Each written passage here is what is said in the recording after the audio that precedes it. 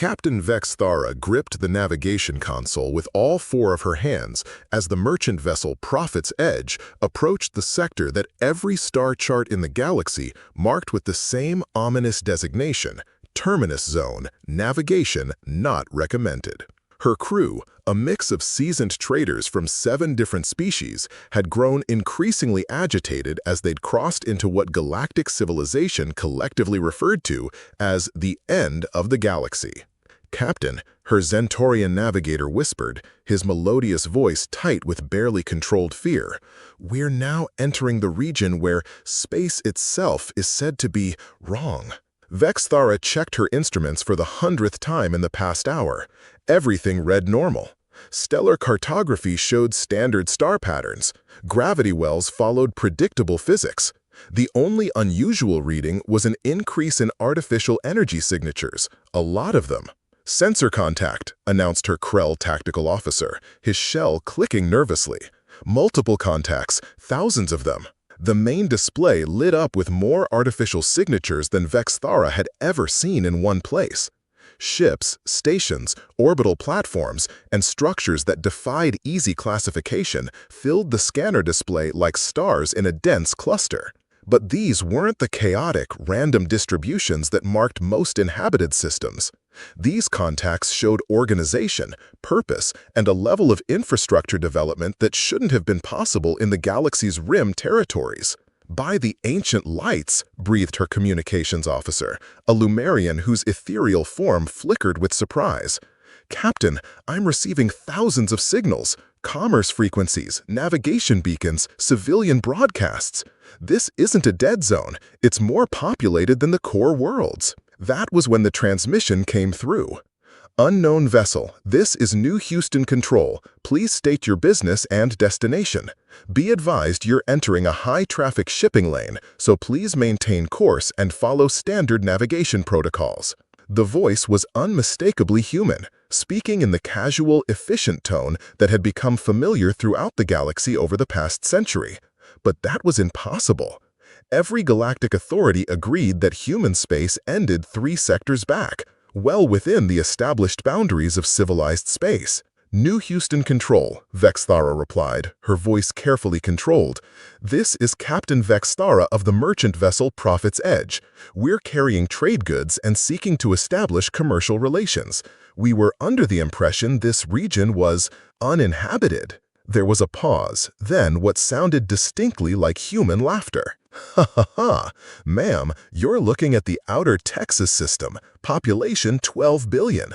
We've got 17 inhabited worlds, 43 major orbital habitats, and the largest shipping hub between here and the Andromeda trade route. Where exactly did you think you were?" Vexthara looked at her star charts, then at her instruments, then at her crew's bewildered faces. According to every map produced by galactic civilization, they were flying through empty space at the edge of the known universe, where reality itself was rumored to break down. "Control," she said slowly, "our charts indicate this region as the Terminus Zone, unexplored space beyond the galactic rim." Another pause, longer this time. "Oh," the human voice said, and now it carried a note of understanding that somehow made Vexthara's trading instincts perk up with interest. "You're using council charts. Yeah, those are about 40 years out of date. Hang on, we're sending you updated navigation data for this sector." The information that flooded into their systems redefined Vexthara's understanding of galactic geography.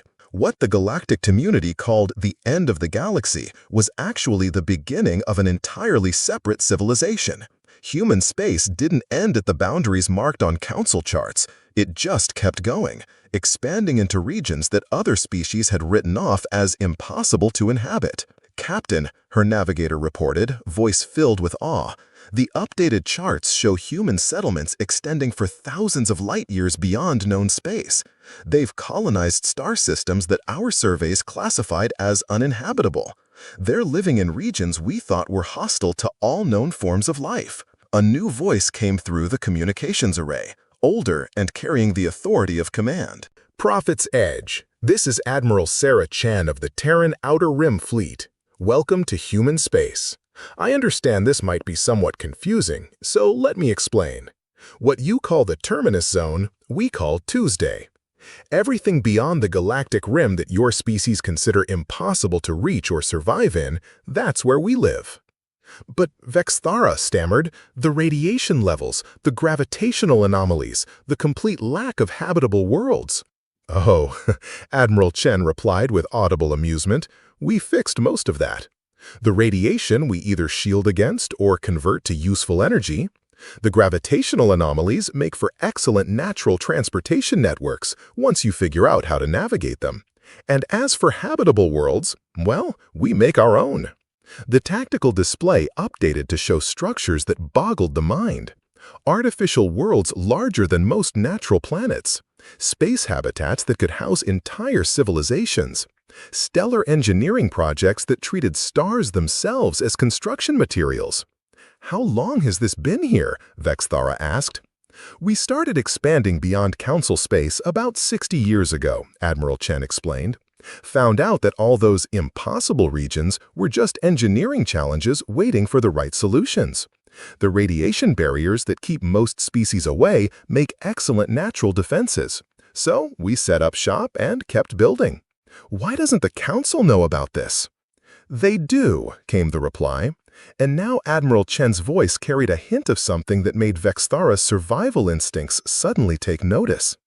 They just prefer to think of it as the end of the galaxy, rather than acknowledge that human space is about 14 times larger than the rest of galactic civilization combined. The implications of that statement settled over the bridge like a heavy blanket. The galaxy's established powers had been operating under the assumption that they knew the boundaries of inhabited space, that they understood the limits of expansion and colonization. Meanwhile, humanity had quietly built an empire in regions that other species couldn't even survive in, let alone colonize. Admiral, Vexthara said carefully, what exactly should we call this region? Home, came the simple reply. You're welcome to trade here, by the way. We've got markets that make the core worlds look like frontier outposts. Just don't expect to find us on any council charts. We prefer to keep our address book private. As the Prophet's Edge was guided toward the nearest trade station, a structure that turned out to be larger than most planetary capitals, Vexthara found herself reconsidering everything she thought she knew about humanity's place in the galaxy. They weren't a minor species clinging to a handful of systems near the galactic core. They were a civilization that had claimed the entire outer galaxy as their territory, turning what everyone else considered uninhabitable wasteland into the foundation of an empire that dwarfed all known space. The end of the galaxy, indeed. It was just the beginning of understanding what humans considered livable real estate.